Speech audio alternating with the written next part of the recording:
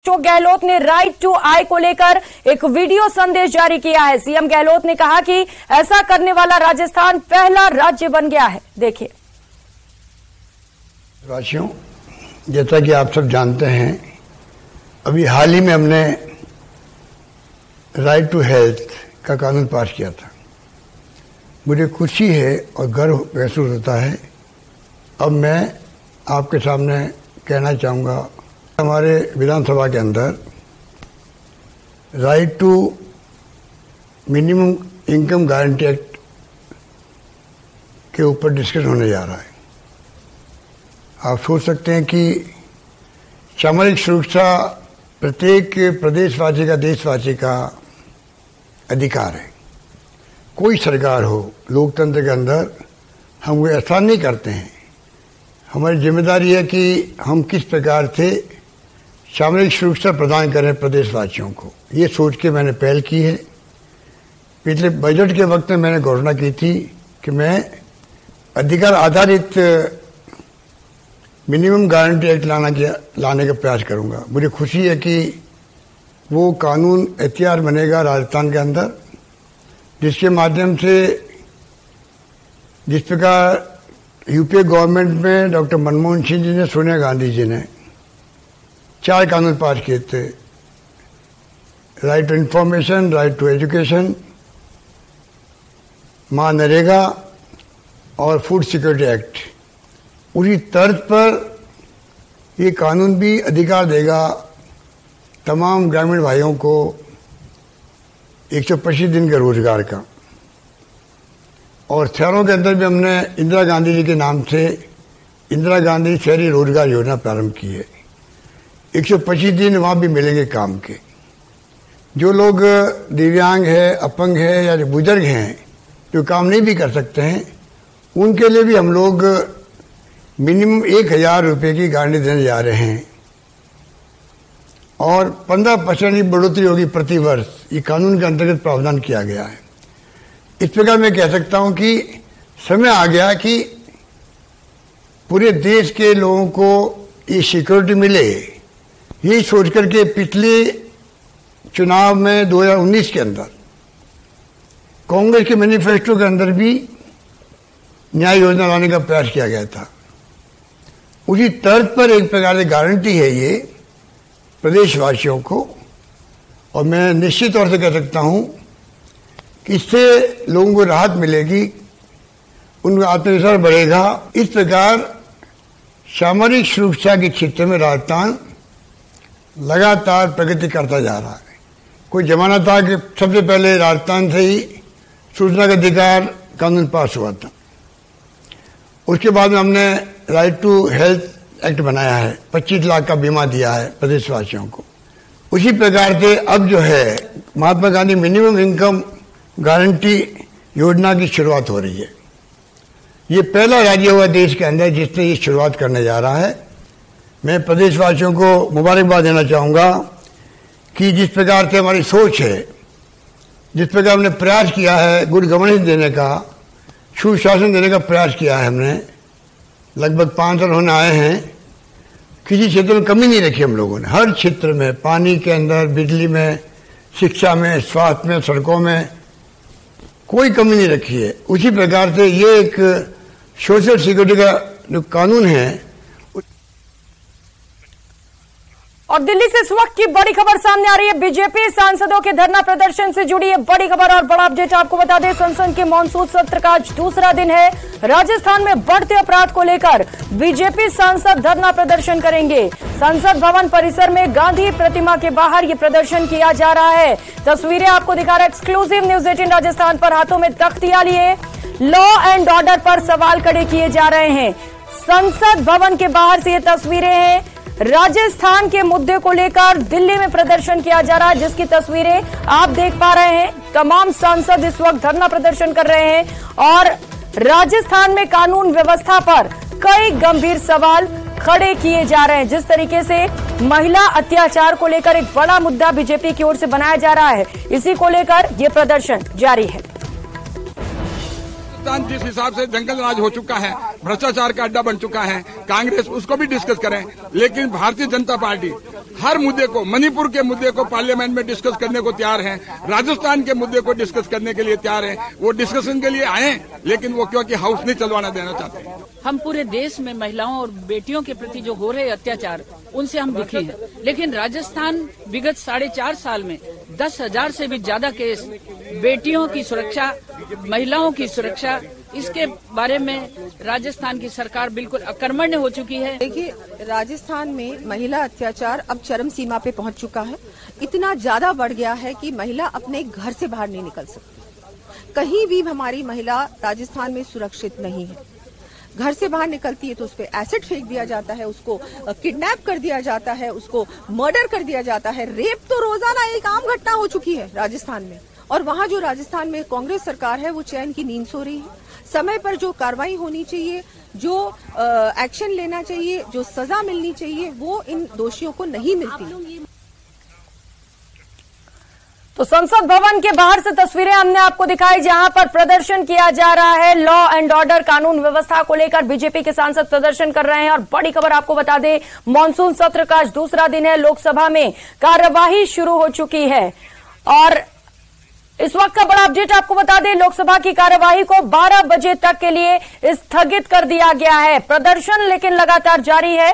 तस्वीरें आपको दिखा रहे हैं सीधे लोकसभा से, जहां पर कार्यवाही को स्थगित किया गया है। अब दोपहर के 12 बजे के बाद दोबारा से कार्यवाही शुरू की जाएगी।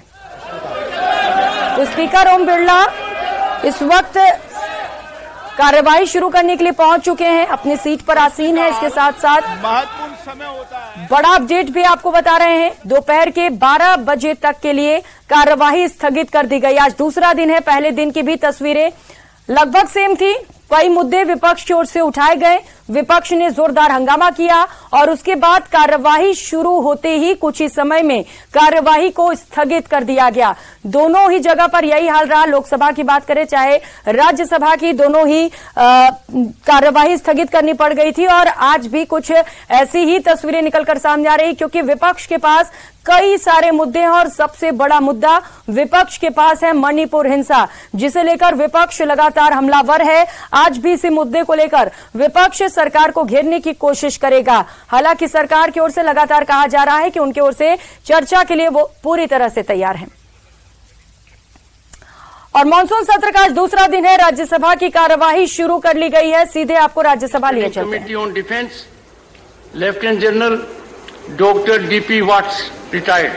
Honorable Chairman, I rise to lay a copy of the 39th report, the Inter-Services Organizations Command, Control and Discipline Bill 2023, approved by Standing Committee on Defence as listed against my name in today's list of business. Thank you. Reports of the Department-related Parliamentary Standing Committee on Agriculture, Animal Husbandry and Food Processing, Shri Kailash Soni.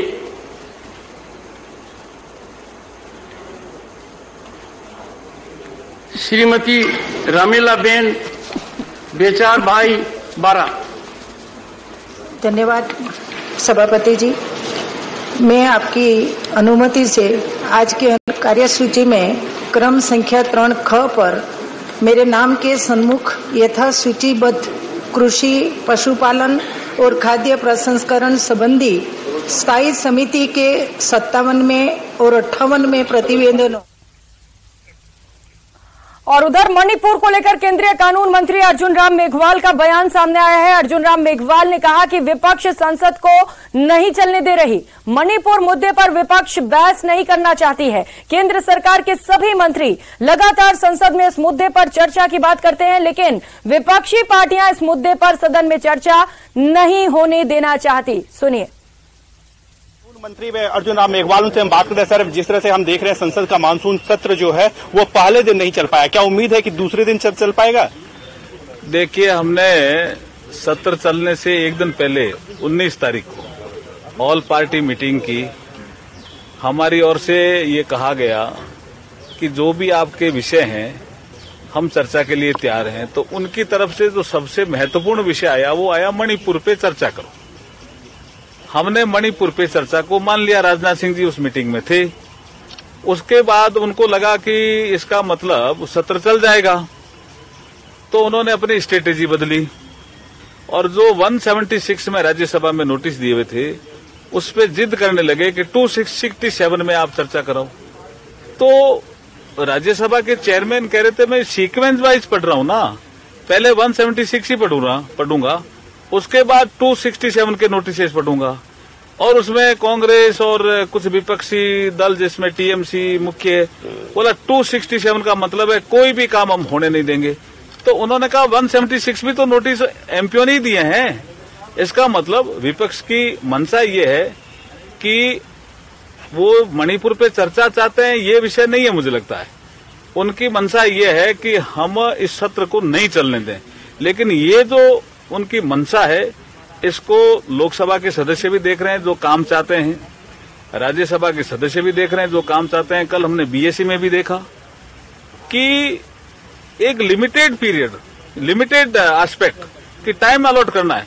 बोला हम तो इसके दिल्ली के अध्यादेश, दिल्ली के लिए जो अध्यादेश आए उस पर हम ना टाइम अलॉट करेंगे ना चर्चा करेंगे। इसका मतलब क्या? इशू भी बदल रहे हैं, और बाद में जब उनको लग रहा है कि ये शायद 267 पे भी चर्चा करा सकते हैं तो कहते हैं प्रधानमंत्री जी पहले आए सदन में। सर ये जोरदार बात है भाई, ये प्रधानमंत्री जी ने बहुत स्पष्ट कहा है, और उसके बाद हमारे लोकसभा में पहला जोशी जी ने कहा है, राज्यसभा में पीयूष गोयल जी ने कहा है कि हम मणिपुर का विषय संवेदनशील है, इस पे चर्चा चाहते हैं, हम चर्चा के लिए तैयार हैं। स्पीकर और चेयरमैन टाइम तिथि अलॉट करें तो हम तो चर्चा के लिए तैयार है। विपक्ष उसमें मुझे लगता है कि इसमें भी राजनीति कर रहा है, राजनीति करना इस विषय पे ठीक नहीं है। कैप्टन अपू पाठक के साथ विनीत कुमार, न्यूज 18 दिल्ली।